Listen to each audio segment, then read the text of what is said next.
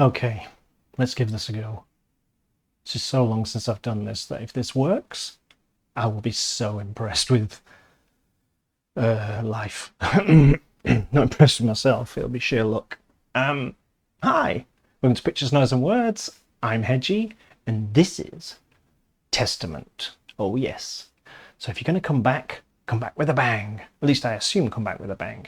So because I've been missing for quite a while, I got like these videos that I just didn't do over the year. So some of the videos I cover are probably going to be like 6 months old or something because I just never got around to it. And I might have dropped them in my bookmarks as the year went on, thinking, oh, when I come back in September, I'll do that one. And this was one of them because this is way back in like August when this was released. I haven't heard this album. This is the album Parabellum, not Parabellum. See, 2 words, Parabellum. It's Testament's 438th album. I don't know what number it is. It's a high number. And Testament and I go way back. So I can remember getting Practice What You Preach and listening to it to death on repeat in 1992. Because the reason I can remember it because I know where I was. I was on holiday in Spain, having it on my having the tape on my tape player. I'd say Walkman, but it probably wasn't. I reckon it had auto reverse and everything. So you got to be a certain age to have any idea what I'm talking about. And I can remember just playing it on repeat. So. And then the years have gone on and Testament have morphed a little bit into different things. Chuck Billy, the singer, in case you're not familiar with Testament, he has this great voice, and then he went a bit death metal with his voice for a time, quite a long time. And though I don't really have a problem with that, I preferred Testament to sound how it did when I discovered them in the 90s, but, what's it got to do with me how they sound? And then later on, he's gone back to more of his original voice with with some of the death metal-y voice sort of mixed in. So I thought, well, if there's one band that I'm just kind of predisposed to like, so I am almost certainly going to like this. I genuinely haven't heard it, but if there's something I'm predisposed to like, it's going to be this. So I doubt if this is going to be very subjective. Objective. It's going to be subjective. It's not going to be objective. English. So, without further ado, because that's enough ado, if I can make this work, reaching for the button. And as you can see, I'm still in my spare room. There's like my old TV that I'm not sure what to do with. And there's stuff around. I tidied up as much as I could be bothered, which wasn't much. So, no special effects, no space station, none of that malarkey. I've forgotten how to make this work. I think we go... Yes!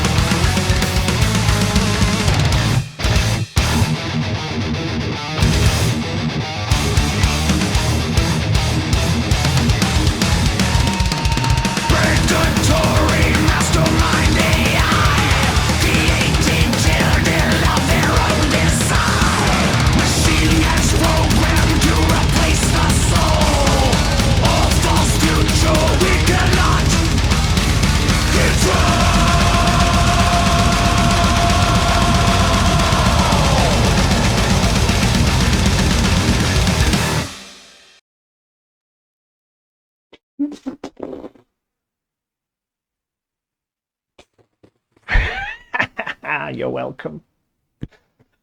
So, first thing I have to say, shout out to Chris Dovas. Dovas, I'm not sure how you say it. I'm going to go for Dovas. The drummer, the new drummer with Testament, new, I don't know, like a year now, I suppose.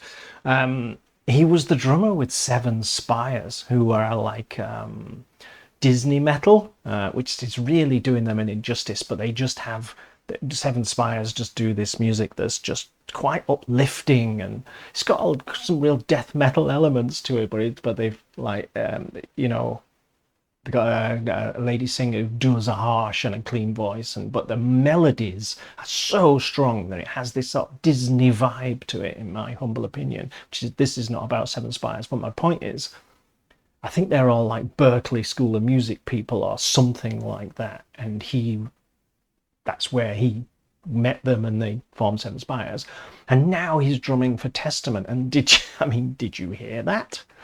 He's just like wow. And he's just replaced, I think the last drummer for Testament was like Dave Lombardo. So, that's not scary at all, is it, trying to replace Dave Lombardo? But anyway, on to this. This is real sort of old school Testament. It's good to see how much they've mellowed in their old age. Not at all, I think, is the answer to that one. But they've got, but it's got that fire, it's got that immediacy and that excitement that means I've now, oh God, I've done it now, haven't I? I've started my channel back up, and it's going to just cost me endless amounts of money because now I need to go and buy this album and relive the decades of Testament that I have enjoyed. This shows no end of stopping. That's a great sort of statement. I only said it's a testament and then just managed to stop myself. It's a great statement about, thrash, that kind of thrash that I love, which is not party thrash. I can't stand party thrash. But this, the real sort of in your face thrash metal, with the metal being the important bit. Everyone just, that's just great. That's just a great, put that on in your car and immediately get a speeding ticket kind of song, isn't it? So, yeah. Anyway, let me know what you think. I've forgotten what my catchphrases was. It's been so long. It was something like, let me know what you think and I'll see you soon. It's not much of a catchphrase, is it?